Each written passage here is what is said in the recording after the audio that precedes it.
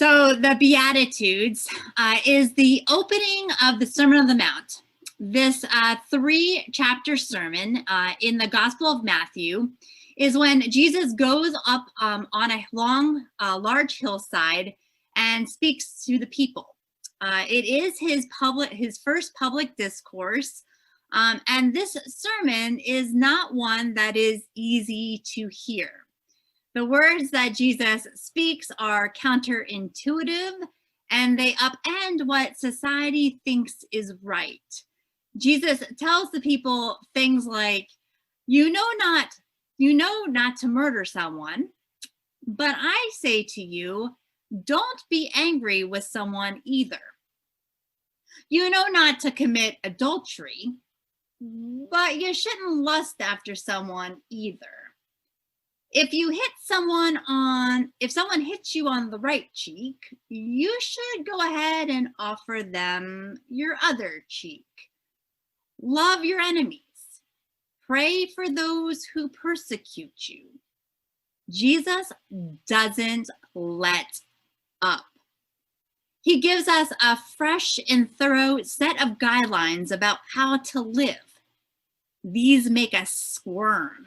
These make us want to resist his teaching or ignore it altogether because, honestly, it's just too hard. Before Jesus gets into these challenges, though, Jesus shares these words that shape how we hear and understand the words that follow. Yes, God and I have high standards, he seems to say. But listen to this. No matter how difficult or challenging you may find it to live or follow me, this is what's important for you to remember. This is the truth above all truths. Listen carefully. You are blessed. The Message by Eugene Peterson says it like this. You're blessed when you're at the end of your rope. With less of you, there is more of God and God's rule. You're blessed when you feel you've lost what is most dear to you. Only then can you be embraced by the one who really is most dear to you. You're blessed when you're content with just who you are. No more, no less.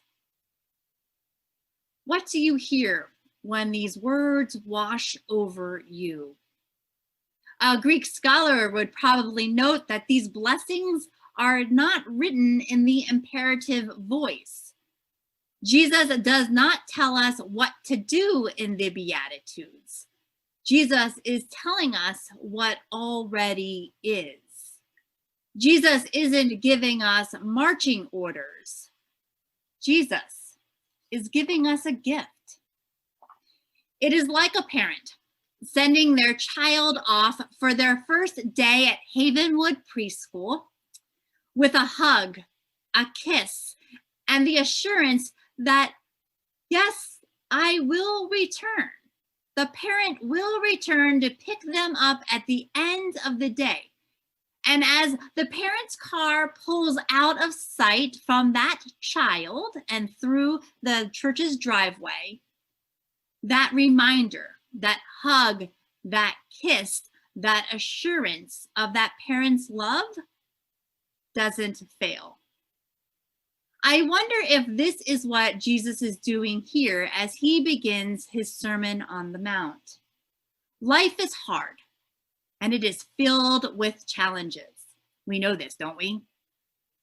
But know this, I will never leave you. You will always know my blessing. Don't forget it.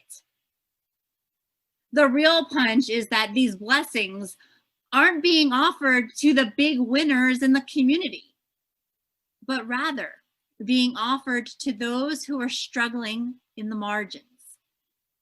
The text doesn't read, blessed are the CEOs, blessed are the millionaires, blessed are those who have it already all figured out. You see, these folks already know that they are blessed.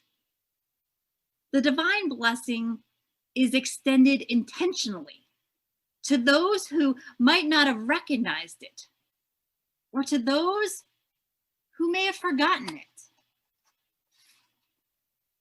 This blessing is being said to those who feel stepped upon and who feel squashed. This blessing is being said to those who are just squeaking by. This blessing is being said to those who are being bludgeoned by discrimination and poverty.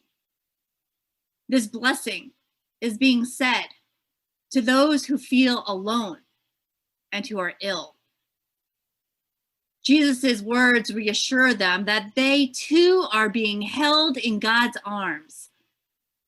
These words reassure them that they do have a special place in God's kingdom, just like everyone else. The expectations of the Sermon on the Mount are grounded in this assurance that each one of us, every single one of us, has a place in the kingdom. This blessing is central to how God is with us.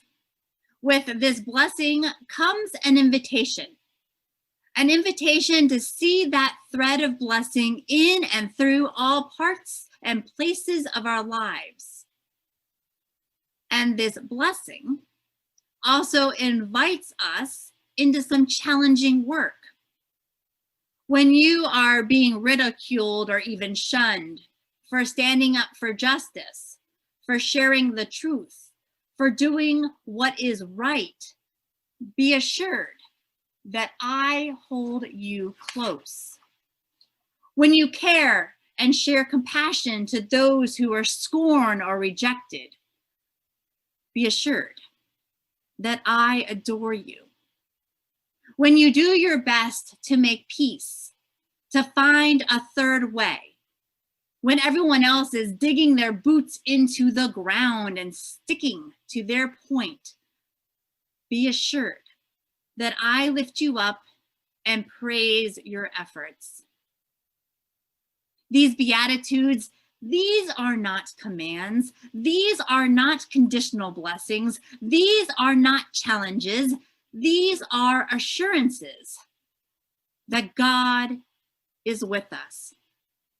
When we commit ourselves to the caring of ourselves and the caring for each other, especially when it is difficult and especially when it's inconvenient, we experience God's assured blessing. When we engage in the hard work of doing justice, loving kindness, and walking humbly with God, we are sharing in God's assured blessing. And the work of these blessings happens in many ways. As the folks in Monty Python surely knew, for example, it's not just the cheesemakers, but also those peacemakers who know the fullness of Jesus's embrace.